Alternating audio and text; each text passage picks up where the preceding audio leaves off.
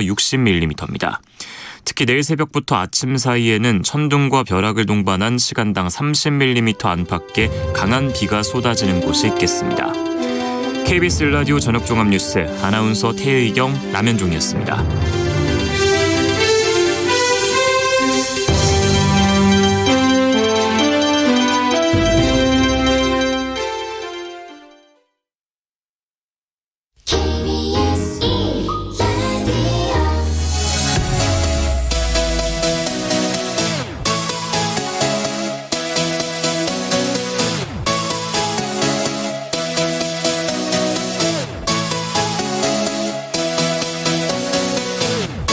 KBS 열린 토론.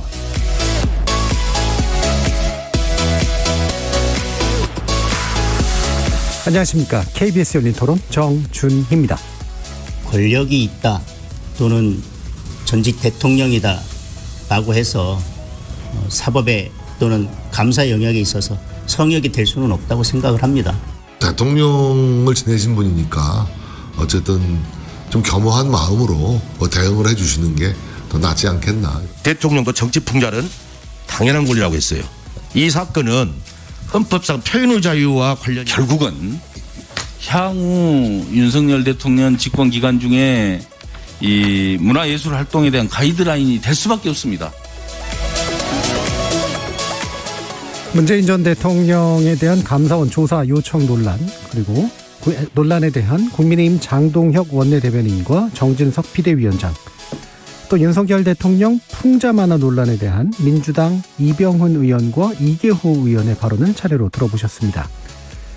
매주 목요일 세 분의 전 의원들과 함께하는 여의도 협치의 기술, 오늘은 대통령과 성역이란 주제로 진행해볼까 하는데요. 새 정부 들어 첫 국정감사가 시작됐지만 전현직 대통령에 관련된 이슈가 국감을 뒤덮고 있습니다.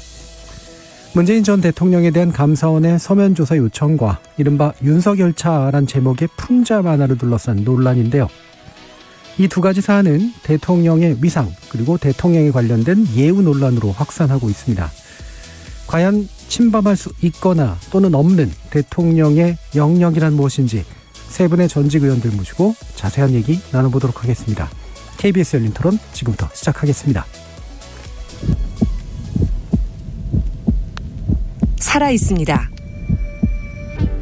토론이 살아있습니다.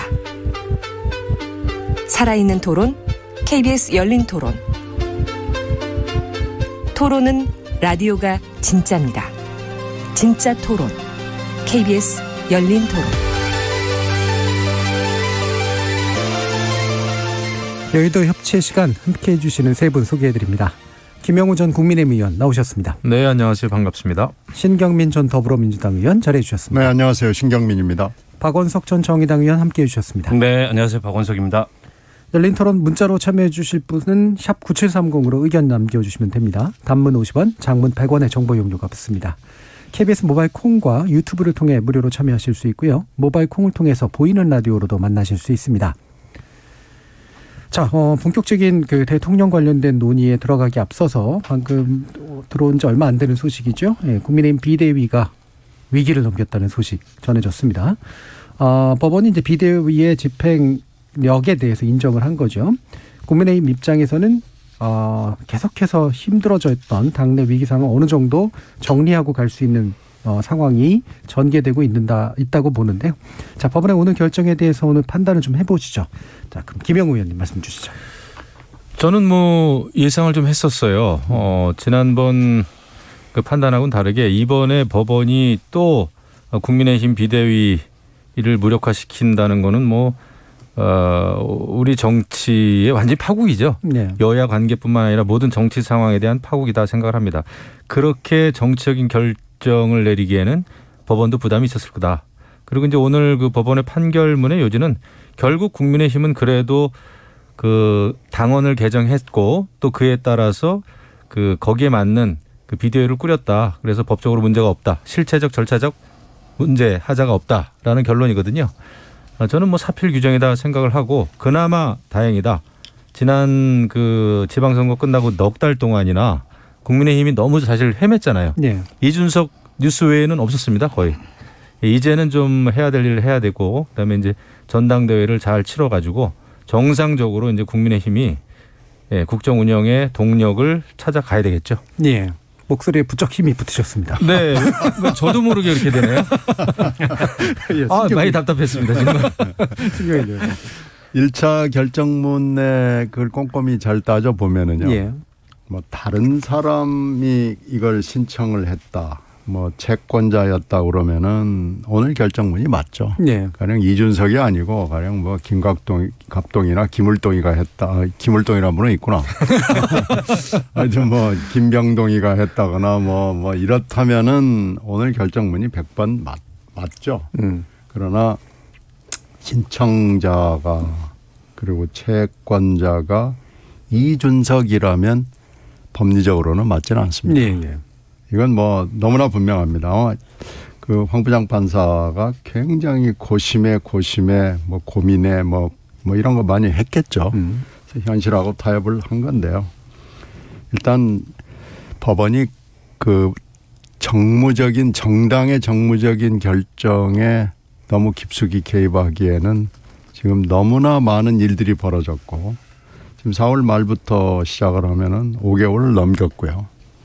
이게 이제 내년 뭐 초에 전당대회를 한다고 치면은 거의 뭐 10개월 가까이를 지금 집권 여당이 헤매는 거 아니겠습니까? 예. 그나마 이제 실마리를 주고 아이고 이제 당신들 알아서 좀 하세요. 뭐 이런 거죠. 근데 이제 이준석 대표가 신청인 채권자로서 어떻게 할지는 모르겠습니다만은 이 신청 결론에 대해서 불복을 할 수도 있고요. 그것도 본안을 포기하지 않고 계속한다고 그러면 여지는 남겠지만 큰 매듭은 일단 지어졌다고 봐야 되는데요. 이준석 대표의 입지나 뭐 정치적 방향이나 이런 건 굉장히 축소됐죠. 예. 그러나 여기서도 또 하나 완전히 끝났다고 볼 수는 없는 게 이 전당대회에서 자기가 무슨 역할을 할 수 있는 것인가 아니면은 요새 여의도에서 돌아다니는 대로 아예 그냥 신접살림을 차리냐 뭐 이런 뭐 결정을 하겠죠. 이것도 당내에 지금 이준석을 팔로우하는 팔로워들이 있으니까 이분들하고 뭐 협의를 해서 결정을 하겠지만 여지는 좀 남을 것 같습니다. 예, 예. 그 입지는 상당히 축대됐으나 여지는 좀 남을 것 같다.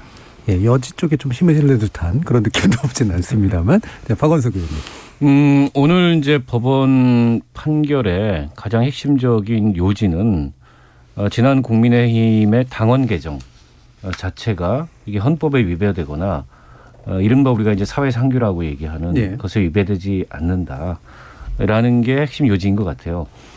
그리고 이준석 대표의 지위로 봤을 때 이걸 다툴 수 있는 지위, 즉 소의 이익이 있는 지위에 있지 않다. 그래서 네. 각하를 한 것 같고 당원 개정이 절차적으로 내용적으로 정당하다고 보니까 그 당원 개정된 당원에 의해서 지난번 판결에서 그 비상 상황이라는 게 굉장히 모호하고 기존 당원에서 그 모호한 거를 이제 명시적으로 밝혔잖아요. 최고위원이 몇 명 이상 거리됐을 때 비상 상황이다. 이걸 당원에 명시했기 때문에 이번 비대위 그 결정은 정당하다 이렇게 판결을 한 것 같아요. 그러니까 법원이 사실 고심이 굉장히 컸을 거라고 네. 생각합니다. 앞서 말씀들을 해주셨지만 자율적인 결사체인 정당의 의사결정에 어디까지 법원이 개입할 수 있느냐, 그 한계가 어디냐, 이 점에 대해서 고민을 많이 했을 거라고 보고 지난번에는 그 어쨌든 자율적 결사체인 정당의 그런 정치적 결정을 존중한다 하더라도 그게 이제 결함이 있으니까 이게 당원 당규 상황으로 봤을 때 비상 상황이라고 보기 어려운 그런 결정을 해서 이준석의 그 이익을 침해할 요소가 있기 때문에 그런 결정을 내렸는데 어쨌든 그걸 이제 치유했다라고 법원이 본 것 같아요. 네. 그 이준석 대표도 뭐 입장을 냈더라고요. 어쨌든 외롭고 고독한 길을 계속 가겠다. 구체적으로 그게 뭘 말하는지는 모르겠으나 뭐 입지가 축소될 것만은 분명하고 오늘 또 윤리위가 지금 이 시간 네. 열리고 있는데 추가 징계 논의를 하고 있지 않습니까? 추가 징계 결과에 따라서는 뭐 가장 극단적으로는 제명을 예상하는 그런 예상도 있고 뭐 거기까지 가겠냐. 그러기에는 명분이 너무 부족하니까 당원권 정지 기간을 좀 연장하는 그런 추가 징계가 나오지 않겠냐. 어쨌든 어떤 경우가 되더라도 어찌됐든 당대표로 복귀하거나 당 지도부로 다음 차기 당직 선거를 통해서 복귀할 가능성은 없어지고 그렇게 된다면 뭐 차기 전당대회에서 누군가를 지원해서 본인의 정치적 활로를 다시 여는 방법도 있을 거고 뭐 신당 창당설이 나오는데 저는 그건 단기간에는 그럴 가능성이 별로 없어 보여요. 어쨌든 세력화를 하려면 뭔가 세력화의 기반이 있어야 되는데 지금 당장 그런 기반이 보이지는 않고 그러나 차기 총선 공천을 앞두고 공천을 전후한 시점에 그 공천을 하려면 여러 가지 파열음이 생기지 않습니까? 예. 그런 파열음이 생길 때 그걸 기반해서 뭐 신장탕당 가능성 또 이런 시나리오도 나오는데 그건 좀 더 지켜봐야죠. 지금 예단하기가 어렵고요. 예. 방금 윤리 얘기도 해주셨어요. 윤리 뭐 제 짐작컨대는 이게 강수가 나올 수도 있는 조건이었는데 지금 오히려 강수를 쓰기가 오히려 안 좋고 강수를 쓰느니 약간 정당 안에 계속해서 붙잡아두는 어떤 방식으로 가는 게 더 합리적일 것 같은 그런 판단이 드는데 윤리도 그런 결정을 내릴지 모르겠습니다. 그러겠죠. 지금 김철근 정무실장이 지금 당원권 정지 3년이니까요. 예. 이게 아마 중요한 어떤 척도가 되지 않을까 그렇게 짐작합니다. 어떠세요? 예상하기가 굉장히 어렵습니다. 사실. 뭐 윤리도 그 법원하고 마찬가지죠. 정치적인 결정을 안 할 수가 없습니다. 이런 경우라면은 당내에 있는 게 좋은지 아예 당 밖에 있는 게 좋은지 이런 거에 대해서 윤리위를 구성하는 사람들도 사람이기 때문에 생각을 안 할 수 없을 거란 말이죠. 그런데 오늘 그 법원의 판결이 이렇게 나오면 이준석 대표에 대해서 조금의 뭐라 그럴까요? 뭐 동정심은 아니겠습니다만은 너무 또 가혹한 징계를 결정하기에는 또 부담이 있을 수도 있겠다라는 생각은 듭니다. 그래서 솔직히 저도 모르겠습니다. 뭘 바라시는 건 없는 거죠? 저는 일단은 좀 조용해졌으면 좋겠고 이 이슈가 계속 지속되는 게 너무나 피곤해요. 너무나 피곤합니다. 좀 조용하게 만드는 결정이니까. 그러니까 저는 사실은 추가 징계는 부당하고 하지 않는 게 맞다고 봐요. 지금 추가 징계 사유로 얘기되는 게 어쨌든 그 성상납 관련된 논란, 경찰의 수사. 근데 이건 결론이 안 났어요, 아직. 일부는 이제 무혐의 공소권 없음이 발표가 됐고. 근데 그걸 근거로 수사받고 있다는 걸 근거로 이미 내렸는데 거기다 추가 징계를 내린다는 건 발이 안 되고 그걸 뺀다면 이제 말밖에 없어요. 뭐 양도구육, 신군부. 근데 그런 걸로 추가 징계를 내린다는 건 이건 정말 표현의 자유에 대한 심각한 침해가 될 수 있고 아니 윤석열 대통령 미국 가서 실언하셔가지고 뭐 EXX 쪽팔린다 이런 말씀하셨는데 그럼 그런 건 왜 징계 대상이 안 되냐? 이제 이런 당 안팎의 반론도 또 생기잖아요. 그래서 윤리위가 사실은 애초부터 명분 없는 추가 징계를 추진했고 이게 이제 묘하게도 법원에서 가처분을 인용하면 오히려 추가 징계가 굉장히 강도 높게 내려질 가능성이 있었는데 어쨌든 가처분을 지금 당이 이긴 거 아니겠습니까? 근데 여기서 저렇게 명분 없는 징계를 또 강경하게 밀어붙인다면 지금도 가뜩이나 국민의힘 윤리위의 정당성이 많이 훼손이 됐는데 그 정당성이 훼손되고 또 이준석 대표는 그걸 법적 다툼으로 가져가고 이러면서 내용이 연장되는 그런 상황이 될 수 있어서 말씀하셨듯이 정무적 판단을 한다면은 그렇게 하지 않을 텐데 정무적 판단 이전에 이 추가 징계 자체는 안 하는 게 저는 맞다고 봅니다. 근데 뭐 저기 박 의원이나 저나 뭐 권한과 뭐 이런 게 힘이 없는 사람들의 얘기고 저는 할 것 같은데요. 추가 징계는 할 것 같다. 추가 징계 할 것 같아요. 척도는 아까 말씀하신 지금까지 윤리위원장 이양희 위원장이 여러 자리에서 얘기한 거나 이 국힘당 안의 분위기나 이런 걸로 봐서는 권성동 전 대표도 하는데 뭐냐 뭐 이런 분위기들이 있을 거고요. 저는 추가 징계를 할 것 같다는 쪽에 배팅을 하는 게 점수 따는 거 아닌가 싶네요. 일정 기간의 당원권 정지 정도를 이제 척도로 보고 할 겁니다. 왜냐하면 그 지난번에 뭐 의원총회의 결의로 징계 요청을 했고 윤리위에서는 그것을 받아들였거든요. 그렇기 때문에 그냥 여기서 6개월 지난번에 내린 결정으로 그냥 가름하지는 않을 거예요. 추가 징계를 하겠죠. 그러면 조용하지만은 않겠죠. 아니죠. 그런데 이것이 뭐 지금까지의 양상하고는 좀 다른 형태가 되겠죠. 법원의 판결이라고 하는 큰 그 고비를 넘었기 때문에 당으로서는 아마 이준석 그 전 대표가 몰고 올 그 역풍 이게 그렇게 크지는 않아 않을 것이다 이런 예. 예상은 좀 들어요. 뉴욕 욕설 사태를 보면은 아부하는 사람들이 분명히 나올 거고 득세할 겁니다. 자, 그러면 이제 본격적인 주제로 한번 가볼 텐데요. 지금 새 정부 대상 첫 국정감사가 시작됐는데 일단은 첫 포문이 열린 곳은 문재인 전 대통령에 대한 감사원의 서면 조사 요청 문제였었습니다. 이 부분은 이제 차츰 정리되는 분위기로 가고 있긴 합니다만 논란 자체는 좀 뜨거워서요. 기본적으로 이제 감사원의 어떤 이런 접근법을 어떻게 봐야 되느냐, 그리고 대통령 문제하고 전직 대통령의 문제하고 연관해서요. 신경미 의원님 말씀 주시죠. 그러니까 감사원 문제는 지금 계속해서 논란이 되는데 이번이 아주 어떻게 보면 그 사이 논란이 아니고 진실이었구나라는 걸 보여주는 건데요. 첫째, 감사원 내부가 일단은 굉장히 정치판이 돼버렸다라는 거고요. 두 번째로는 정치판의 핵심에 원장이 아니라 사무총장이 있다. 그리고 세 번째, 문자로 해가지고 이 유 총장이라는 사람이 결국은 그 우리가 용공이라고 부르는 용산 대통령실하고 긴밀하게 연락하에 일을 진행을 해왔다라는 것을 보여줬죠. 예. 근데 그 사이에 이제 우리가 잊지 말아야 될 에피소드가 하나 있는데 법사위에서 최재 원장이 감사원의 임무에 대해서 정권을 도와주는 거라고 얘기를 했단 말이에요. 예. 근데 최재 원장이라는 사람이 30년이 넘도록 감사원에서 잔뼈가 굵은 사람이고 그분이 헌법을 모르고 감사원법을 모르고 실무를 모르는 사람이 아닌데 또 법사위가 뭐 하는 자리라는 걸 모르는 사람이 아니죠. 그런데 그 자리에서 그렇게 얘기를 했을 때는 뭔가 심각한 갈등이 있고 그것을 풀고자 하는 이유가 있을 거다라는 게 그 당시에 생각이 있는 사람들의 판단이었는데 결국은 유병호 사무총장과의 갈등에서 나도 있습니다. 원장도 충성을 하려고 지금 뭐 기다리고 있는 사람입니다라는 것을 읍소하는 어떻게 보면 과시하는 그런 멘트가 아니겠느냐. 네. 매우 의도적이고 정치적인 멘트가 아니겠느냐라고 생각을 했거든요. 근데 이번에 보니까 그때 그 판단이 맞았다라는 거고요.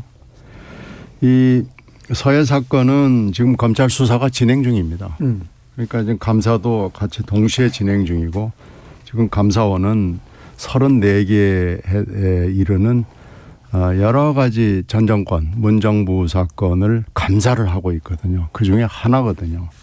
근데 지금 서해 사건을 하여튼 뭔가 마무리를 지어야 되겠다. 뭔가 빨리 해결을 이제 감사를 마무리를 해야 되겠다라는 무슨 급한 사정이 있는 거 아닌가라고 생각이 될 정도로 이번에 급하게 했단 말이에요. 예. 그래서 그런 여론자료로 봐서 감사원은 이제 우리 사회의 신뢰를 담보하는 기관에서 빼야 되겠다라는 결론이 나옵니다. 다만 이제 문 대통령이 무례한 짓이라는 표현을 해서 이제 조금 이따 뭐 얘기들을 하시겠지만은 그런데 그 사이에 몇 달 동안에 무리한 일들이 너무 산적이 되면서 전직 대통령의 입에서 이제 무례한 짓이라는 발언이 나와서 그걸 딱 더블 코트로 하니까 이거야말로 무례한 소리 아니냐라는 논란이 있긴 있는데요. 그건 이제 그 사이 몇 달 동안에 이 유병호 총장이 해왔던 고래 사냥 작전이라고 하는 뭐 그런 것들 사이에서 여러 가지 정말로 무례한 일들이 있었던 것으로 짐작이 됩니다. 예. 말씀 주시죠, 김영훈. 제 생각을 말씀드리면 사실 저는 감사원의 그 본연의 임무, 기능 이게 이제 굉장히 중요한데 사실 감사원이라고 하는 그 조직은 사실 현 정권, 살아있는 정권의 여러 가지 정책적인 뭐 부패, 비리, 잘못된 거를 감사할 때는 상당히 참 저도 좀 존경스럽고 네, 주목받고. 예, 주목받고 참 하기 어려운 일 한다. 사실 뭐 최재형 감사원장 시절에 그거 하지 않았습니까? 원전에 대한 감사. 저는 그런 거는 굉장히 의미가 있다고 느껴요. 네. 근데 지금 하고 있는 거 물론 그 전 정권입니다만은 잘못된 것은 감사원이 그럼 그냥 넘어가야 될 것이냐? 저는 그건 또 아니라고 봐요. 네. 뭐 잘못된 거 감사해야죠. 그 시기와 관계없이 그런 건 해야 되는데 자꾸 야당에게 빌미를 주는 것 같은 생각이 드는 거죠. 더더군다나 이번에 그 유병호 사무총장이 이관섭 국정기획수석한테 보냈다고 하는 문자 아주 짧고 뭐 내용도 대단한 내용은 아닙니다. 솔직히 그것만 봤을 때는 보도자료 내겠다는 거 아닙니까? 그런데 저는 그거 굉장히 그 짧지만 정말 불필요하고 그런 일을 하면 안 된다 생각을 하는 거예요. 보도자료를 한 번 내든 두 번 내든. 예. 예, 그래서 그거는 말이 안 된다. 그래서 그거는 저는 좀 사실이 밝혀져야 된다고 봅니다. 그런데 이제 문재인 대통령이 그 감사원에 대해서 서면 조사에 대해서 무례하다라고 얘기하는 거는 그것도 말이 안 된다 생각합니다. 감사원은 국가의 기관이에요. 근데 국가의 기관이 아무리 전직 대통령이지만은 전직 대통령에 대한 서면 질의 요청에 대해서 무례하다. 아마 모르겠어요. 이게 사극처럼 속으로는 정말 무엄하다 이놈 막 그랬을 것 같은데 그거는 아니죠. 근데 이제 이런 상황이 왜 빚어지는 거 아니? 결국은 지금 문재인 대통령이나 문재인 대통령 지금 야당 민주당은 문재인 대통령을 어떻게 해서든지 법적으로 지켜야 된다. 지금의 민주당은 또 이재명 대표를 지켜야 된다라고 하는 그런 충성심이 저는 있다고 봅니다. 그런 것 때문에 이제 무례하다, 있을 수 없는 일 이렇게 생각하겠지만 그것은 잘못된 시대착오적인 판단에서 나오는 거다. 제왕적 대통령제기 때문에 이제 그런 그 어떤 감정이라든지 심리에 쌓일 수는 있지만 지금 시대가 그런 시대가 아니거든요. 대통령이 왕이 아니지 않습니까? 잘못됐으면은 검사 받을 수 있죠. 아니 검찰에 소환되기도 하지 않습니까? 감옥에도 갔다 오지 않았습니까? 그게 제가 볼 때 좋은 건 아니지만은 그래서 저는 이것은 결국은 따지고 보면은 여당과 야당의 공격과 방어라고 하는 특히 대통령제에서 오는 또 양당 제도에서 오는 정치적인 어떻게 보면 코미디 같아요. 네, 그래서 딱 뭐 한두 가지 상황을 보고 판단하기는 어렵다. 이런 생각이 듭니다. 예. 자, 뭐 기본적으로 이제 감사원이 어떤 식으로 이제 전 정권을 대해왔느냐, 그리고 대통령에게 어떤 의도를 가지고 이제 문재인 전 대통령에게 대했느냐에 대한 판단들도 좀씩은 다를 것 같고요. 박원석 의원님 말씀 주시죠. 저는 이 사안이 전 굉장히 심각하다고 보고 있습니다. 왜냐하면 감사원이라는 기구의 위상과 역할에 저는 아주 심대한 훼손, 왜곡을 지금 이 정부의 감사원이 가져오고 있다. 감사원이 사정기구인 건 맞습니다. 공직기강을 담당하고 정부 부처, 각 공공기관, 거기에 종사하고 있는 공직자들의 비위나 내지는 뭐 업무 소홀이나 이런 것들을 이제 감사하는 기관이죠. 근데 역대 감사원이 했던 일을 아무리 우리가 돌이켜 보더라도 이렇게 감사원이 전 정권을, 지난 정권을 상대로 전방위적인 그런 감사에 나섰던 적이 있던가? 역대 감사원 활동 중에 저는 처음 봐요, 이런 모습은. 앞서 이제 김영우 의원님도 말씀하셨지만 감사원이 빛났던 몇몇 장면이 있습니다. 과거에 이제 이회창 전 총재가 감사원장을 할 때, 그리고 최재형 감사원장이 감사원장을 하면서 그 산업부 원전 관련된 자료 폐기 감사할 때 다 사실은 살아있는 권력을 상대로 감사를 했던 거였고, 그게 어쨌든 헌법상 대통령 산하지만 독립기구로서 헌법기관으로서 감사원의 위상과 역할을 지켜온 저는 그런 일들이었다고 생각하는데, 지금 이거는 굉장히 정치적인 감사를 하고 있는 거예요. 저는 빗대서 얘기하자면 하이에나 같은 짓을 하고 있는 거다. 이미 죽은 약자가 된, 말하자면은 그 고기의 시체를 뒤지는. 게다가 감사위원회라는 게 있습니다, 감사원에는. 그래서 통상의 감사가 아닌 그런 어떤 특정 감사를 하려면 이 감사위원회에서 안건을 올려가지고 그 필요성에 대한 동의를 받고 감사를 해야 되는데, 근데 이번에 서해 공무원 사건 같은 경우에 명백히 이게 일종의 이제 정치적으로 특정 이슈를 찍어서 하는 특정 감사임에도 불구하고 이거를 그냥 뭐 상시 감사라고 박박 우기고 있어요. 게다가 특정 감사를 하겠다고 올렸다가 감사위원회에서 반려된 건도 몇 건이 있습니다. 어떻게 보면 지금 감사원의 실세라고 할 수 있는 유병호 사무총장, 이분이 이제 월성 1호기 폐기와 관련된 그 감사를 했다가 지난 정권 때 밑보여서 좌천됐다 이렇게 알려진 분이에요. 비감사 부서로, 감사연구원장으로. 그랬다가 현 정부 인수위 전문위원으로 들어가면서 일약 2단계를 승진을 해서 감사원의 실세가 됐고, 저는 감사원의 윤회관이 아닌가 싶어요, 이분이. 이제 그런 평가가 있고 그래서 일종의 결초보온성 감사를 하고 있다. 앞서 신정민 의원님도 지적해 주셨지만은 감사원 내부에서는 감사원장하고 충성 경쟁을 하고 감사원 밖으로는 다른 사정기관하고 충성 경쟁을 하고 있는가. 근데 이게 왜 심각한 문제냐면 감사원이 지금 10월 14일 날 결론을 내겠다 그랬어요. 이 서해 공무원 사건에 대해서.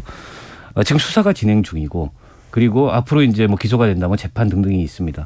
감사원의 감사 결과는 그 수사와 재판에 미칠 영향이 굉장히 커요. 감사원에서 어떻게 결론을 내느냐에 따라서. 물론 저는 서해 공무원 사건 당시에 왜 그렇게 서둘러서 월북 그 단정을 했고 또 그 중간에 처음엔 표류라 그랬다가 왜 그걸 바꿨는지 과연 그 군 SI 정보에 기초한 그런 단정이 정확하고 적절했는지 이런 거에 들여다볼 필요가 있다고 생각해요. 그러나 지금 감사원이 문재인 대통령을 향해서 겨누고 있는 칼날은 제가 보기에는 일종의 이제 부작위를 증명하고자 하는 것 같아요. 최초 보고가 이루어진 다음에 사망이 이루어질 때까지 구했어야 되는데 못 구했다라는 결론에 기초해서 뭐 했냐 당신 그 사이에. 아무것도 안 하지 않았냐. 내지는 일부러 안 구한 거 아니냐. 뭐 유엔 연설 이런 거와 연관지어서 저는 그런 어떤 의도에 대한 불쾌감이 무례한 짓 이런 식으로 반영이 된 게 아닌가 싶어요. 물론 문 대통령께서 무례한 짓이라고까지 좀 이례적인 언사. 원래 그런 언사를 별로 쓰시는 분이 아니잖아요. 우리가 알듯이. 한 것이 과연 적절했느냐. 오히려 이게 역효과를 불러올 수 있지 않느냐. 근데 이런 평가가 있을 수 있다고 봐요. 제가 보기에는 뭐 무리하다라고까지 하기보다는 무리한 일인 건 맞아요. 무리. 그 정도 표현을 했으면 어땠을까 싶은데 근데 이제 문 대통령이 느끼는 한편의 불쾌감과 또 한편의 답답함이 있는데 자 보세요. 지금 다 도망갔어요. 당시에 안보실 관계자들, 국방부 관계자들, 군 관계자들 어쨌든 청와대 이 사안과 관련돼서 정무적으로 판단하고 방어해야 될 사람들 다 도망가고 윤건영 의원 혼자 정도 남아 있습니다. 문재인 대통령으로서 굉장히 전 답답할 거라고 봐요. 근데 이게 이제 피해자가 있고 유족이 있고 이분들이 불명예를 뒤집었었기 때문에 그걸 들여다봐야 되는 건 맞지만 우리 공권력이 미치지 않는 북한 NLL 이북 해상에서 일어난 일입니다. 우리 정부가 좀 더 노력했으면 좋았겠지만 불가항력인 측면도 있을 수 있어요. 근데 이거를 반드시 살렸어야 되고 살리지 못한 거는 일부러 안 살렸거나 아니면 부작위다. 대통령이 아무것도 안 했다. 라는 식의 어떤 예단의 근거에서 사안을 몰아가기 시작하면 그거 어떻게 납득을 할 수가 있겠습니까? 당시에 분명히 군 SI 정보도 있었고 그 감청 결과 우리가 미국이랑 공동으로 소유하고 있는 그거에 기초해서 이제 월북 판단을 했었던 거고 근데 해경이 당시 상황에서 팩트는 아무것도 안 바꾸고 판단만 바꿨잖아요. 그 점에 대해서 사실은 지금 해경도 이 정부도 해명할 대목이 있는 거예요. 그럼 수사가 하고 있으면은 수사 결론을 지켜보면 좋을 텐데 감사원이 여기에 뛰어들어서 전 대통령의 부작위를 이런 식으로 끌어내려고 하는 이런 정치적 의도를 보이는 거 전 대단히 심각한 문제라고 봐요. 네. 이 부분 아까 이제 물의 부분에 대해서 신경민 의원님이 잠깐 언급을 하셔서 약간 남은 게 있으신 것 같아가지고 이것만 간단하게 좀 여쭤보고 두 번째 문제로 좀 가볼까요? 지금 그러니까 그 당시에 비공개 국방위원회가 열려가지고요. 그 당시에 지금 여당 그 당시에 야당 의원들이 거기서 이제 SI 얘기가 나왔고요.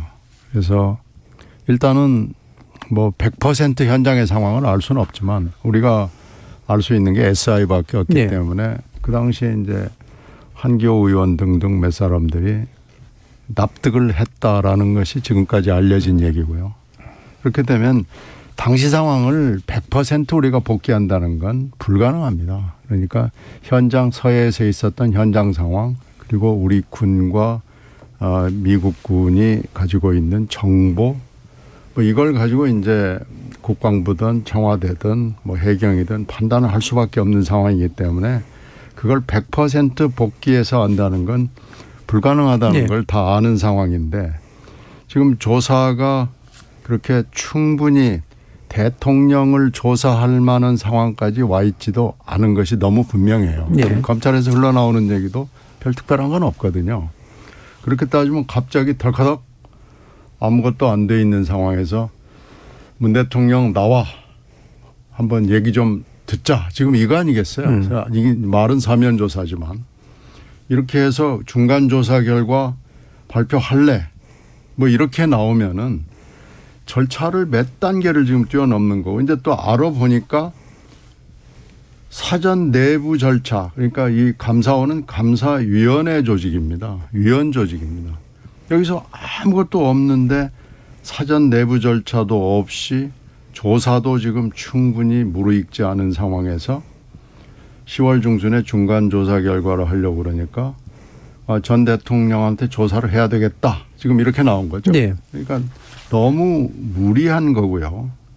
그러니까 이제 무례하다는 얘기가 나온 건데, 그리고 그 사이에 이 문제의 이 유병호 사무총장이란 분이 고래 사냥을 하겠다고 전국을 돌아다니면서 아마 떠벌렸으니까 여러 사람 귀에 지금 들어온 거죠. 근데 지금 최재 원장이 가만히 보니까 이거 내부 절차도 안 돼 있고 여러 가지 뭐가 좀 안 돼 있으니까 TF를 만들어서 보완할 수 있는 걸 한번 알아봐라라고 한 것은 여러 가지 뜻이 있을 거예요. 근데 물론 정치적 의미도 있을 거고요. 그런데 이러다가 만약에 이 절차적인 문제 가지고 시비가 걸리면은 감사원이 도저히 방어가 안 되는 거 아니냐라는 판단이 있는 거죠. 그렇게 저렇게 따지면은 이제 무례한 짓이라는 것에 뭐 그것도 뭐 한 대목이긴 하지만 그거보다는 그 사이에 벌어졌던 일들이 너무너무 무리한 일이 너무 많은 거예요. 그래서 지금 이걸 지적하는 겁니다. 이렇게 무리한 감사원이 전 정권에도 존재했는가를 우리가 지금 묻는 거죠. 예. 그런데 그 서해 공무원 피살 사건의 경우에는 대통령의 역할이 저는 굉장히 중요해 보입니다. 물론 10월 14일 날 감사원이 감사 결과를 이제 발표하면 어떤 내용이 담길지는 우리가 이제 지켜봐야 되겠습니다만은 당시에 유엔 연설을 앞두고 대통령 참모들이 그 회의를 했다는 거 아닙니까? 이런 상황에서 피해 공무원이 피살되는 그 상황에서 그 상황을 대통령에게 언제 보고했고 그다음에 어떤 식으로 보고했는지 그다음에 그때 굉장히 그 시간의 그 텀이 길었지 않습니까? 이런 일이 어떻게 벌어질 수밖에 없었는지를 놓고 대통령의 판단은 저는 굉장히 중요한 그 포인트다 생각을 하거든요. 그래서 이것은 그냥 넘어갈 수는 없었을 거다. 감사원이 이 사건을 감사하는 것 자체 이거의 정당성 여부를 떠나서 감사를 시작했다고 한다면 문재인 대통령의 역할은 저는 굉장히 중요하다고 봅니다. 그런 면에서는 감사를 안 할 수는 없을 것이다. 대통령에 대해서. 근데 그것을 전직 대통령이라고 해서 무례하다라고 이야기하는 것은 맞지가 않죠. 역대 대통령들이 다 서면 조사 요구를 당했었습니다. 받아들이지 않았던 사람들도 많지만 그런 면에서 무례라는 표현은 피해 유가족 입장에서 봤을 때 그거야말로 무례하다. 이런 얘기를 또 듣지 않았습니까? 네. 저는 그게 옳다고 봐요. 알겠습니다. 이게 시간 좀 애매하게 남아서 저희가 사실 좀 고민하고 있었는데요. 윤석열 차 논란은 짚고 일단 입으로 이어지면 좋을 것 같습니다. 지금 문화체육관광부에서 만화영상진흥원에 대해서 엄중 경고를 했는데 이거 가지고도 이제 표현의 자유 침해냐 아니다. 이게 정부 방침에 의해서 만들어진 지원기관이 이런 식으로 수사하면 안 되는 거 아니냐. 이제 이런 식의 이제 또 논란으로 번지고 있어서 박원석 의원님 말씀 주시죠. 저는 좀 그 문체부가 이런 짓은 좀 안 했으면 좋겠어요. 물론 이제 그 문화영상진흥원에 한 100억 정도 국고 지원이 들어갑니다. 근데 100억 정도 국고 지원이 들어가기 때문에 어떤 정치적 표현을 담은 창작물에 대해서는 전시도 하지 말고 뭣도 하지 말아야 된다는 전제가 없어요. 그리고 정부가 문화예술 사업에 대한 원칙은 지원은 하되 간섭은 하지 않는 거거든요. 마치 이거 그 박근혜 정부 때 블랙리스트 문학에 이걸 연상케 하고 과거 이명박 정부 때 무슨 쥐 그림 전시했다고 무슨 뭐 체포해 가고 이랬던 장면이 연상이 돼요. 대통령께서 취임사부터 자유를 그렇게 힘주어 강조하시고 유엔에까지 나가서 자유를 강조하셨는데 그 자유의 가장 기본적이고 가장 핵심적인 구성 요소가 표현의 자유예요. 전 세계가 다 공유하는 보편적 가치 아니겠습니까? 그런데 이게 정부에서는 이렇게 그에 반하는 대통령이 말씀에 반하는 이제 이런 그 행위를 한다는 거. 이거 지금 뭐 그 엄중 경고하고 또 경위 조사를 하겠다는 거 아닙니까? 아니 고등학생이 창작물을 낸 게 상을 받았는데 그게 뭐가 경위 조사를 할 일입니까? 저는 이건 지나친 과잉 충성도 너무 지나치다고 보고 대통령께서 오늘 아침 도어 스태핑에서 대통령이 언급할 일이 아니다 이렇게 말씀을 하셨는데 저 부적절하다고 생각합니다. 그렇게 자유의 가치를 소중하게 생각하는 분이라면 정부에서 이런 거에 대해서 이렇게 일일이 간섭하고 그에 대해서 무슨 가이드라인 칠라 그러면 안 된다. 그거 잘못됐다. 이렇게 말씀하시고 오히려 문화체육관광부에 경고를 내리셨어야죠. 그게 언행일치 아니겠습니까? 저는 이런 일들이 결국에는 누적되는 게 적폐라고 봐요. 아까 감사원도 마찬가지고 이 문체부도 그렇고 스스로 지금 적폐를 누적하고 있다. 이렇게 생각합니다. 네, 김영구 의원님. 네. 네, 저는 뭐 창작의 자유, 표현의 자유는 보장되는 게 맞다. 기본적으로 그렇게 생각을 합니다. 근데 이번 건은 약간 좀 다른 측면은 있어요. 이게 순수 민간단체나 뭐 시민단체나 예술가협회나 아니면 개인적인 차원에서 표현의 자유를 주장할 수는 있는데 결국은 국고가 지원되고 정부의 돈, 예산을 지원하면서 그런 그 예산의 지원을 받는 단체가 이런 그 반정부적인 그런 그 내용이 담긴 작품에 그 상을 주고 전시하는 거, 저는 그거는 좀 어색하다고 봐요. 솔직히 말씀드리면 아무리 우리가 표현의 자유를 주장할 수 있겠지만 그런 그 작품을 그 정부의 어떤 그러니까 국고 지원이 들어가는 그런 그 단체가 그런 걸 주도한다는 거는 저는 좀 맞지는 않다 생각이 돼요. 다만 이 일을 가지고 이제 문체부가 2번씩 그 보도자료를 내면서 그 해당 기관에 대해서 이제 경고하고 이런 것은 그거는 저는 도움은 안 된다고 생각합니다. 네. 정치적으로 정무적으로도 그렇고 그런 것은 뭐 윤석열 정부 그 지지율을 오히려 해치면 해치지 도움은 안 될 거다 이런 생각을 합니다. 근데 앞으로 조금 더 그런 그 국고가 지원되는 그런 행사라고 한다면 그 아까 앞서 말씀하신 대로 지원은 하되 정말 완벽하게 그 후원한다는 말도 빼고 아예 그렇게 하든지 해야지, 또 이제 기준을 마련해야지. 이런 일이 앞으로도 저는 또 벌어질 가능성이 있다고 본단 말이죠. 지금 이런 상황이라면 그런 것은 좀 그 앞으로 이제 그 기준을 좀 마련해야 된다라는 생각을 합니다. 제가 짧게 한 말씀만 해요. 저는 대통령에 대한 비판적 풍자가 반정부는 아니라고 생각합니다. 대통령이 곧 정부도 아니고요. 그리고 이런 류의 풍자는 민주주의 국가에서는 사실은 얼마든지 허용된 표현의 자유의 한계 범위 내에 있다고 보고요. 오히려 그거에 발끈하는 것 자체가 어떻게 보면은 우리가 여전히 민주주의 국가로서 민주주의 사회로서 여러 가지 한계를 드러내는 거라고 생각합니다. 아니 근데 제 말씀을 조금 오해하셨을 수도 있는데요. 대통령에 대한 비판 얼마든지 하라 이거예요. 그거는 자유죠. 그거는 정말 예술 창작의 자유입니다. 그리고 이번에는 사실 뭐 엄밀한 의미에서 뭐 표절 시비가 있던데 그것도 좀 웃겨요. 이거는 그 토마스와 열차 그 친구들이라고 하는 그 저도 많이 봤어요. 방송에서. 그리고 이제 그거에 대해서 뭐 영국 더 선지에서도 이거를 이제 만화로 또 그 품평도 하고 그랬는데 그 문제가 아니라 국가가 나서서 지원하는 그런 행태는 저는 어색하다 이거죠. 그렇지 않습니까? 그 윤석열 또 김건희 여사에 대해서 상당히 비판한 거죠. 그 내용 그 보면은 누가 봐도 비판을 할 수 있으되 그런 비판한 작품을 정부가 지원해가지고 상을 주거나 전시하는 거는 그거는 어색하다 이거예요. 네, 그러니까 뭔가 비판에 그 국가가 승인한 듯한 뭐 그렇죠. 이런 느낌을 준다. 그건 아주 웃기죠. 네, 신경민 의원님. 뭐 지원하되 간섭하지 않는다는 것은 뭐 영미법에서 아주 오래된 이 전통이니까요. 이 원칙을 지키는 게 좋고 그렇게 지금 후보 시절부터 대통령 취임 이후 최근 유엔 연설까지 자유를 주구장창 외쳤으면은 뭐 지금 하고 있는 거하고는 좀 반대로 하는 게 맞지 않나 싶은 생각이 들고요. 문체부가 그러는 거 보니까 2가지 중에 하나예요. 자유를 그냥 깊은 뜻이 있어서 했는데 문체부가 이걸 몰랐거나 아니면 진짜 뜻을 있는 것을 문체부가 알아챘거나 둘 중에 하나인데 알아챈 거 아닌가 싶고요. 후보 시절에 SNL에서 했던 그런 그 인터뷰가 지금 돌아다니잖아요. 저도 그걸 그때 그 당시에 봤는데 그 당시에 그 SNL에 이 여자 앵커 흉내 내는 분이 물어보잖아요. 정치 풍자 어떻게 하실 겁니까? 그러니까 아니 그거 당신들 권리입니다. 내가 뭐 도와주고 하지 말라고 그럴 거 아닙니다라고 그랬거든요. 그러니까 오늘 도어 스태핑에서 이렇게 얘기했으면 그냥 끝났을 겁니다.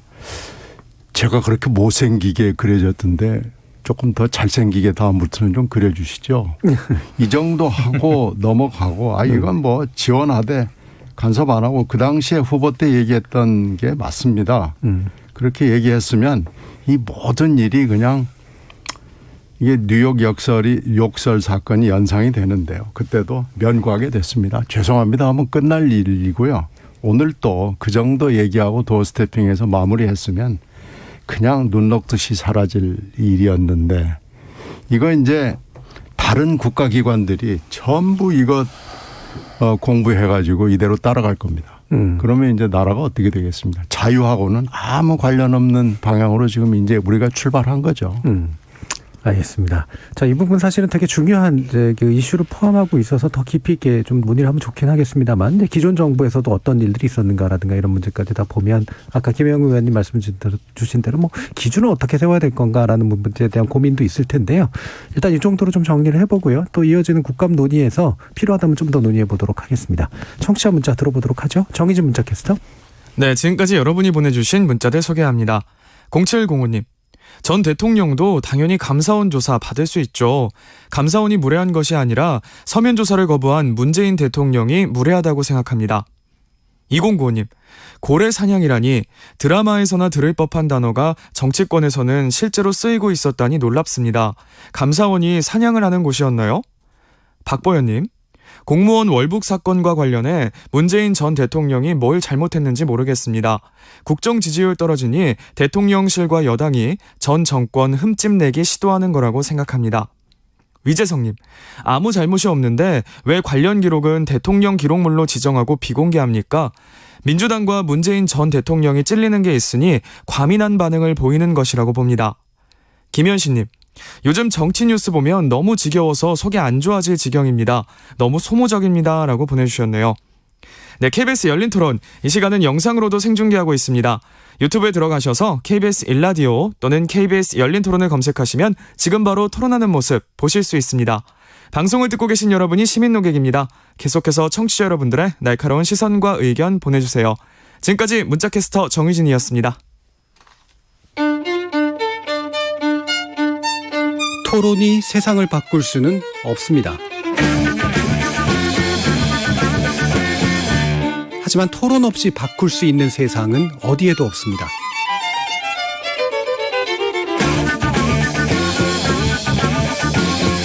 세상의 선한 변화를 갈망하는 당신. 정답이 아니라 질문의 힘을 믿는 당신. 우리 KBS 열린 토론에서 만납시다.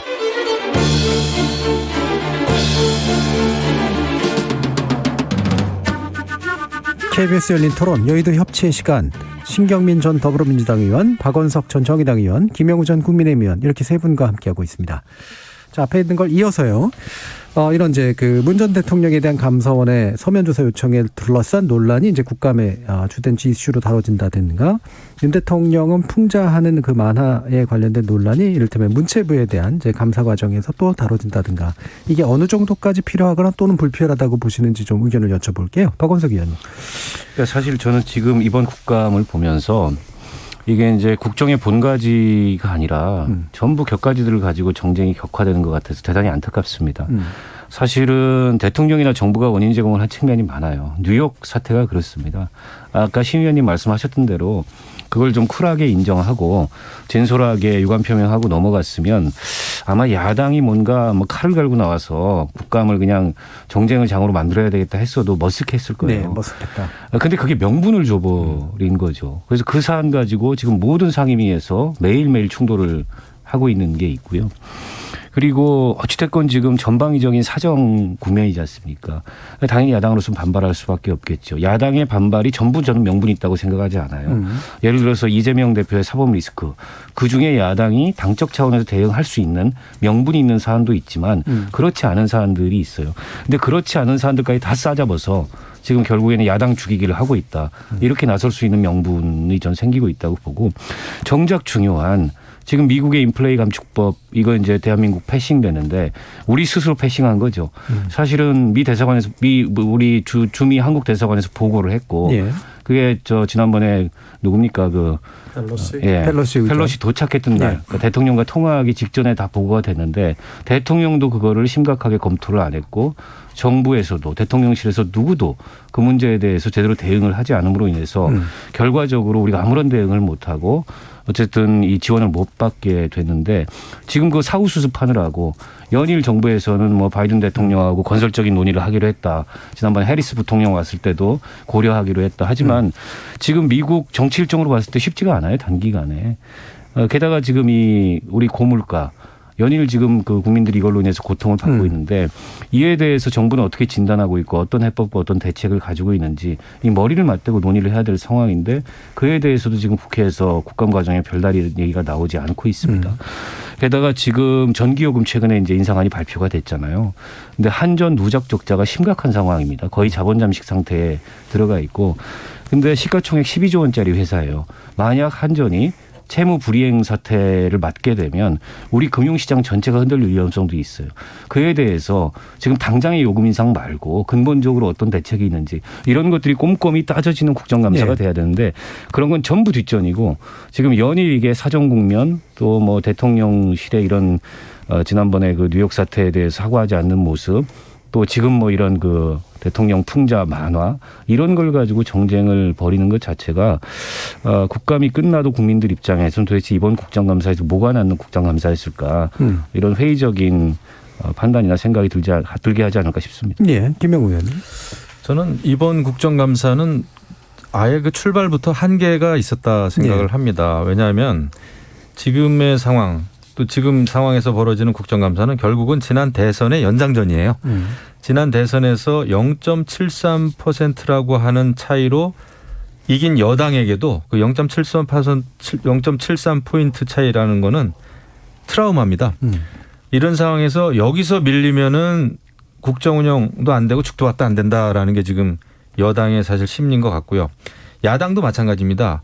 당시 겨뤘던 그 이재명 후보가 민주당의 당대표가 됐어요. 근데 고스란히 그 이재명 대표의 사법 리스크는 민주당의 리스크가 돼버렸습니다. 그러니까 총력을 기울여 가지고 이재명 그 당대표의 사법 리스크를 어떻게 해서든지 완화시켜야 되고 방어해야 되고 그게 이제 민주당의 주 업무가 돼버렸어요. 이런 상황이라면 저는 문제가 있다. 결국 대통령은 정치 경험 부족이라고 하는 이 상당히 이것이 지금 저는 굉장히 딜레마 내지는 뭐라 그럴까요? 부족한 면으로 부각이 되고 있는 것 같아요. 그런 상황에서 여야 협치가 굉장히 그 룸이 적어지고 말이죠. 그리고 이제 야당은 사법 리스크입니다. 이런 상황에서 양당이 민생을 이야기하고 있지만 실질적으로는 정치적인 전쟁을 지금 벌이고 있다라는 생각이 들기 때문에 그렇기 때문에 상대방의 작은 실수를 엄청나게 크게 만들고 부각시키고 있고 또 자기 자신의 잘못에 대해서는 잘못했다라는 사과를 전혀 안 하지 않습니까? 그리고 이것을 이제 계속 보호하려고 하고 커버하려고 하다 보니까 일이 더 커지고 그래가지고 결국은 여야가 지금 제가 볼 때는 정치적으로 상당히 가서는 안 될 길을 가면서 솔직히 죽을 쓰고 있는 것 같아요. 네. 그러다 보니까 국민들은 정치적인 그 피로도가 굉장히 지금 높아지고 있는 상황이에요. 이것이 언제까지 그 지속될지는 모르겠으나 이것은 정말 지금 저는 대한민국 정당 정치의 실질적인 위기를 느낍니다. 지금 이제 정의당도 사실 굉장히 어려운 상황이고요. 이렇게 됐을 때 이렇게 갈 수는 없지 않겠는가라는 생각이 저는 들어요. 저 뭐 이 부분 이렇게 그 신경민 의원님 의견도 좀 들으면서 이제 결국 이런 거잖아요. 개회 정쟁 이슈가 이렇게 뜨면 양쪽 정당이 싸울 만한 이슈 막 서로 이제 방어하고 공격하고 이렇게 했는데 사실 국정감사는 이제 정부에 대한 국회의원의 감사인데 이 정부 당사자들은 어떤 면에서는 좀 안심하는 것도 있지 않을까? 정작 이렇게 막 들어지고 막 밝혀지고 이러는 것들을 피해가는 면도 좀 있잖아요. 어떻게 보십니까? 뭐 예상했던 거고요. 대선 3라운드에 우리가 한복판에 있는 것이고 국감이라는 게 사실 10월 한 달에 보면 이번에는 특히 또 연휴가 2번이나 들어가 있어가지고 수요일은 또 대충 많이 쉬거든요. 준비한다고. 그렇게 따지면 국정감사 날짜는 이번에는 더 줄어들었죠. 사실 며칠 되지 않습니다. 근데 지금 그렇게 따지면 앞으로도 뭐 별로 그렇게 날짜가 많지는 않아 보여요. 근데 지금 돌아가는 거 보면은 뭐 현안에 대해서 논의를 하는지 안 하는지 지금 전혀 국민들이 접할 수가 없을 정도 수준이잖아요. 가장 뜨거운 문제인 경제 문제 몇 가지, 물가, 환율, 금리, 무역 문제, 금방 박 의원 말씀하신 공공요금 문제, 그리고 지금 앞으로 우리 경제를 위협하고 우리 정치를 완전히 흔들 수 있는 게 지금 북한 문제, 중국 문제, 러시아 문제가 있고 다자 정상회담이 굉장히 많습니다. 이제 연말로 다가오면은요. G20를 시작으로 해서 주르륵 있는데 지금 뉴욕 욕설 문제 때문에 이제 다자 정상회담에 가서 윤 대통령이 어떤 실질적 예우를 받느냐라는 것이 궁금하게 돼 있어요. 그래서 이렇게 따지면 10월, 11월 뭐가 돌아갈지 지금 눈에 선합니다. 그래서 이번 국회는 뭐 거의 그냥 뭐 끝난 것 같아요. 이렇게 하다가 끝나고 예. 이 주연이 보니까 윤 대통령하고 부인, 또 문 대통령하고 부인, 그리고 뭐 이재명 대표와 부인, 뭐 그냥 이러다가 끝나지 않나 싶은 생각이 있어서요. 예. 참 할 말이 없습니다. 이건 뭐 정당 정치의 위기이기도 하고 국회의 위기이기도 하고 한국 정치의 어떤 위기이기도 하고 이렇게 2022년이 저물어가나 하는 한탄이 절로 나오죠. 그러면 뭐 그 여러 가지 이슈들이 있습니다만 뭐 각 그 상임위에서 하고 있는 지금 법사위나 이런 데들이 또 이제 되게 좀 센 것들이 있고요. 과방이라든가 이런 데도 있는데 이 피감기관의 입장에서 그리고 정부 부처 입장에서 결국은 이것이 끝나고 나면 이제 예산으로 귀결되는 거고 여기에 또 한 가지 지금 정부조직법 문제가 좀 나서면서 이제 사실 뭔가 이렇게 정점을 이루게 되는 그런 상태가 될 텐데 남은 그런 기간 동안 이것으로 이어지는 길이 이제 적절히 좀 이렇게 좀 그래도 짚을 거 짚으면서 가겠느냐라고 하는 이제 우려들이 좀 나오는 거잖아요. 어떤 부분은 좀 짚어줬으면 좋겠다. 아까 이제 박원석 의원님 일부 얘기들 해주셨습니다만. 네. 그러니까 저는 일단 그 분위기 자체를 좀 바꿔야 된다고 생각합니다. 네. 결국 이제 국정감사 국면에서는 아까 이제 대선의 연장전이다 이런 말씀도 하셨지만 그런 측면이 있어요. 그렇다 보니까는 지금 싸울 수밖에 없는 그런 관성이 강하게 작용을 하고 있는데 이게 끝나고 나면 법률안 예산안이에요. 그렇죠. 법률안 예산안은 어쨌든 정부로서는 최대한 야당을 설득하고 야당의 동의를 구해서 성과를 만들어야 되는 이제 그런 영역인 거고 야당 입장에서는 지금 같은 분위기라면 절대 협조를 못하겠다. 네. 이렇지 않습니까? 근데 정부조직법만 하더라도 재외동포청 이민청 같은 경우에는 저는 그 필요성이 있다고 생각합니다. 그리고 보훈처를 격상시키겠다는 것도 저는 공감을 해요. 근데 이제 문제는 여성가족부지 않습니까? 이걸 어떻게 풀 거냐. 근데 그 사안 자체만 가지고서 뭔가 이게 토론을 하고 쟁점을 좁히고 그렇게 해서 뭔가 결과를 만들어낼 수 있다면 좋겠는데 그 사안은 뒷전이고 지금 여야 간의 이 냉전이 어떻게 보면 훨씬 더 지배적인 분위기다 보니까는 분위기 전환이 안 됩니다. 이렇게 되면 여당이 뭔가 국회에서 야당한테 밀리지 않고 이 상황에서 어쨌든 치열하게 싸워가지고 여론도 지키고 지지층도 결집시키고 했다.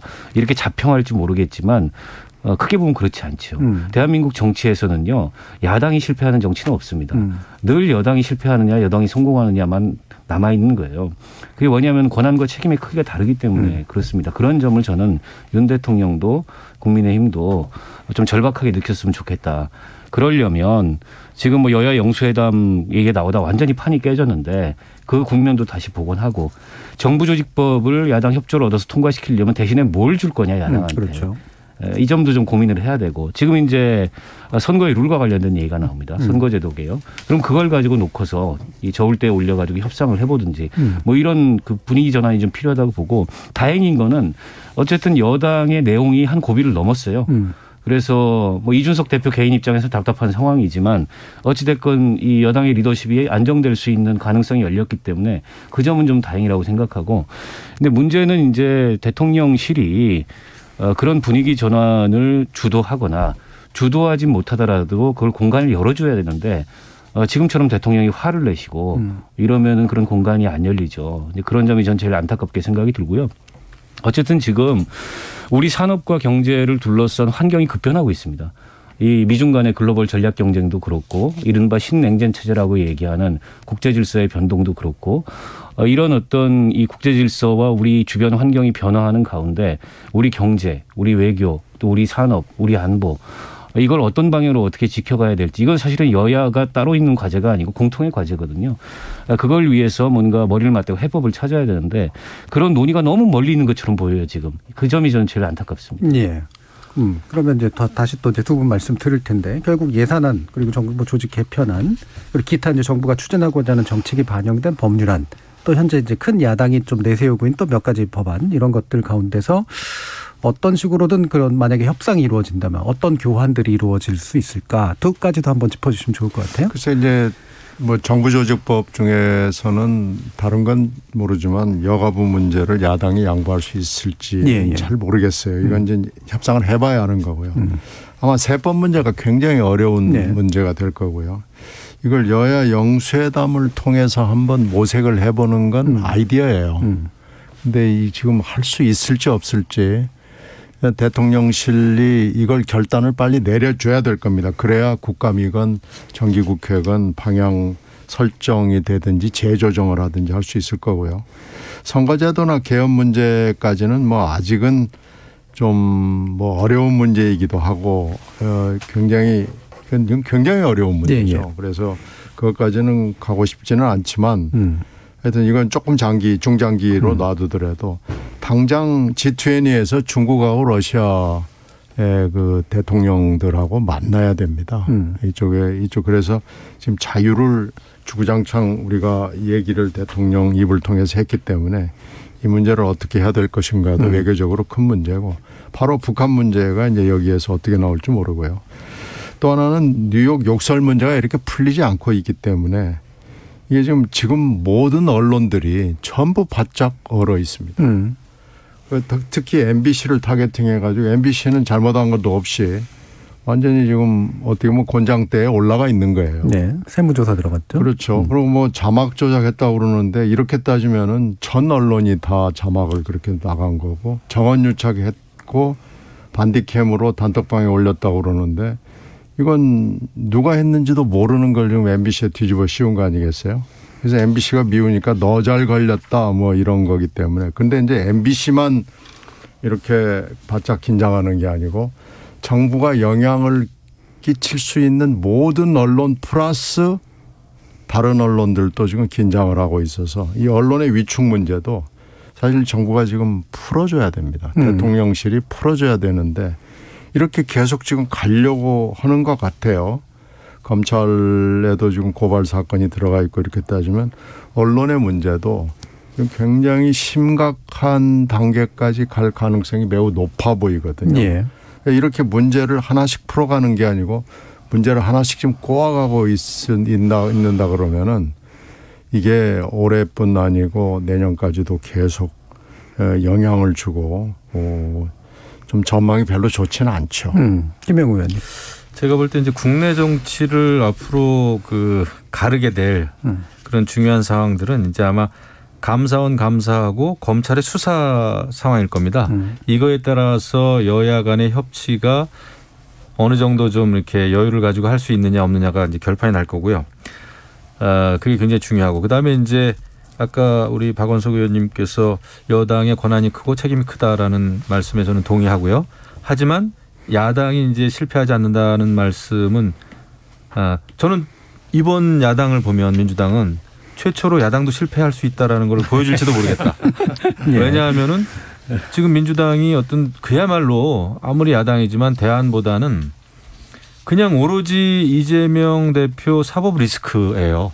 모든 상임위도 그렇고 모든 그 어떤 이슈 자체가 그것을 지키기 위한 정치 보복 프레임 자체를 지금 민주당이 거기에 빠진 거죠.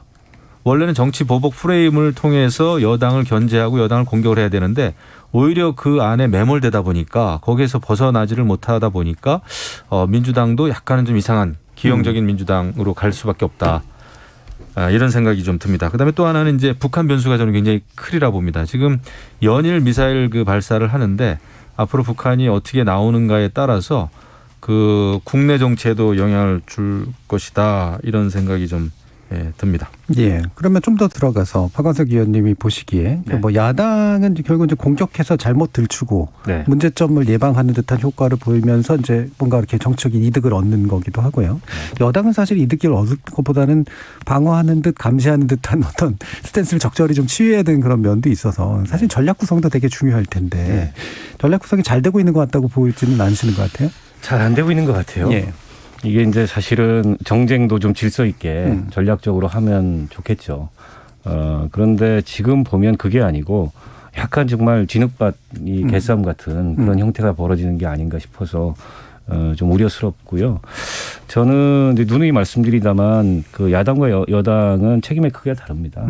그래서 사실은 야당은 대체로 그냥 발목 잡기 하면 적당히 야당 역할을 했다고 평가를 받아요. 네. 그건 어느 당이 야당일 때나 마찬가지입니다. 물론 이제 민주당이 지금 국회에서 다수 의석을 가진 야당이기 때문에 소수 의석의 야당하고는 좀 다르죠.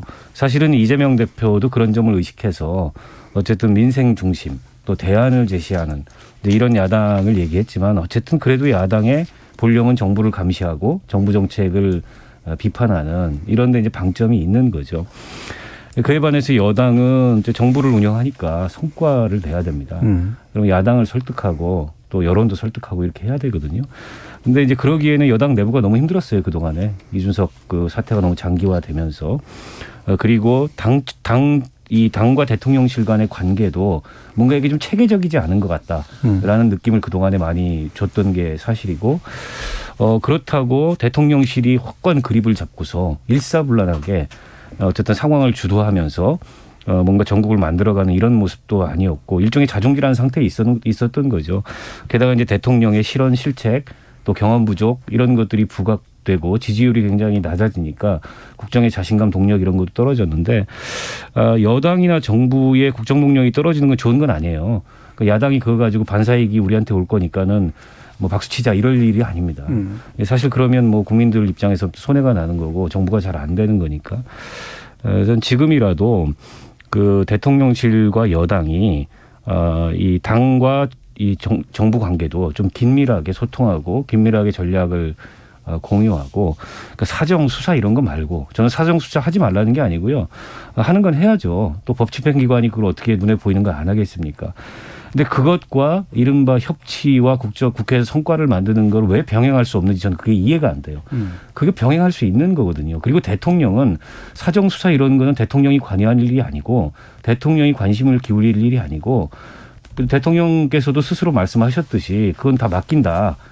법집행기관에. 그럼 대통령은 어떻게 여당과 야당과 또 국회와 이 국정을 운영하면서 성과를 만들어낼 거냐. 여기에 집중해야 되고 의제 우선순위를 부여해서 이번 정기국회 때 이것만은 꼭 해야 되겠다. 이런 게 있어야 되는데 그런 게 없다 보니까 제가 보기엔 지금 엉망진창 뒤죽박죽이 된 게 아닌가 싶고요.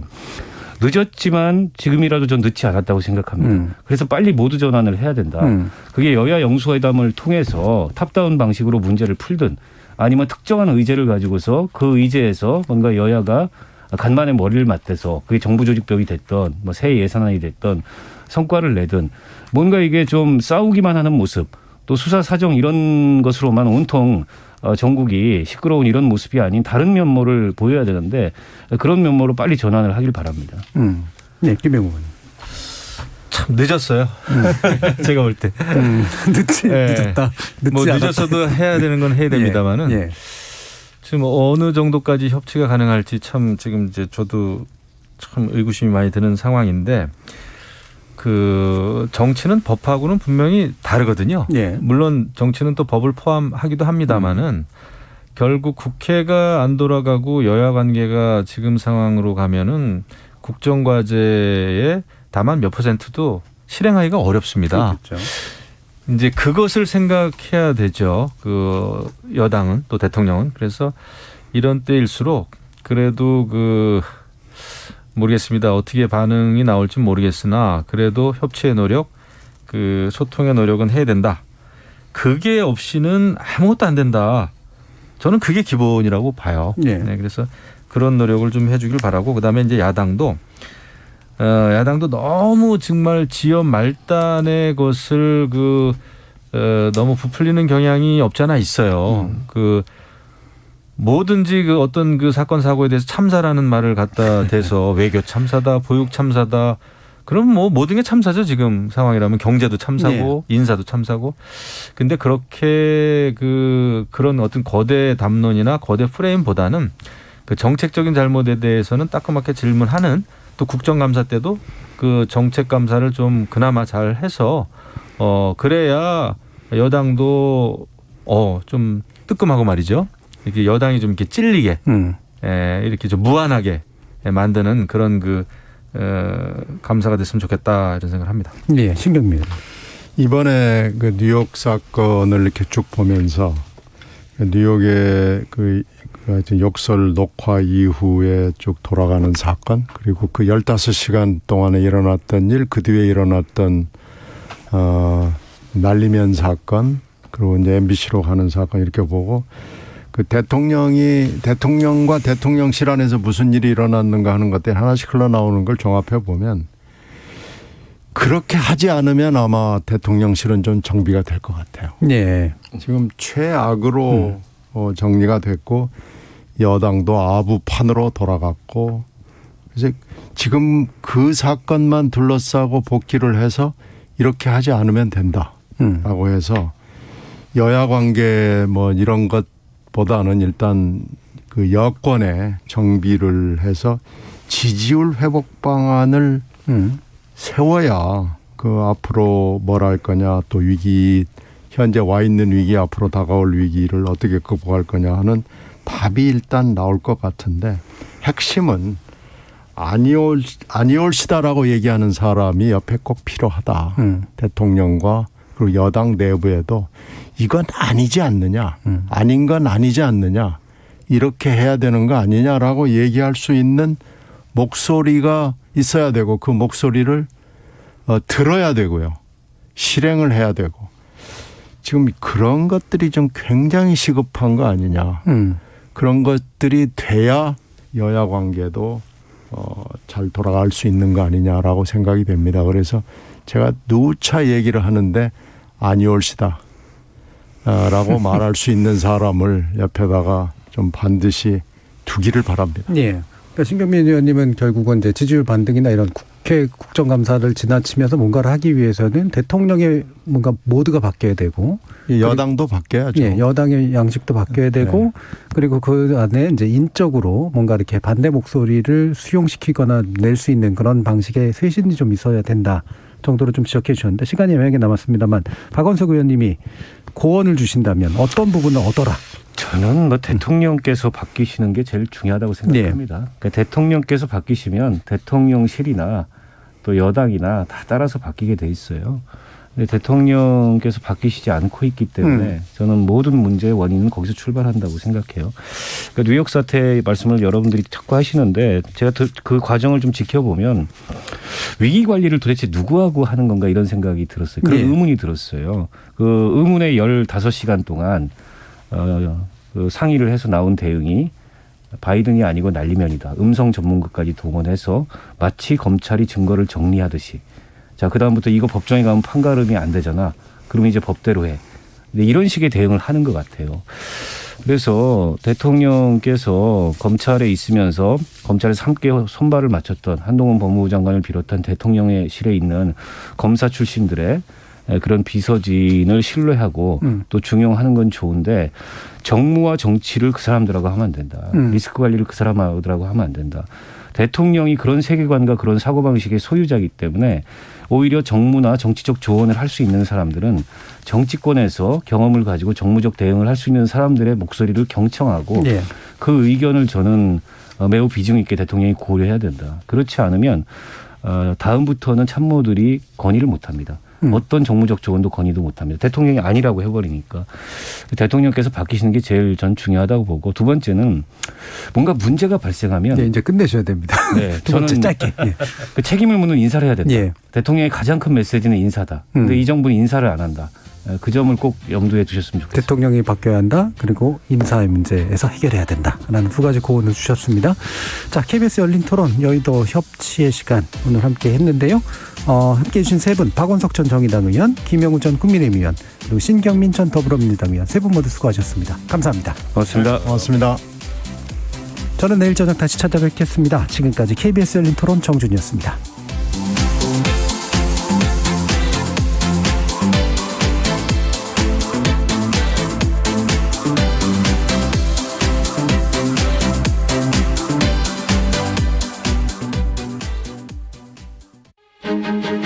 코로나19 재유행이 안정적 상황에 접어들었다는 방역당국의 평가에 따라 그동안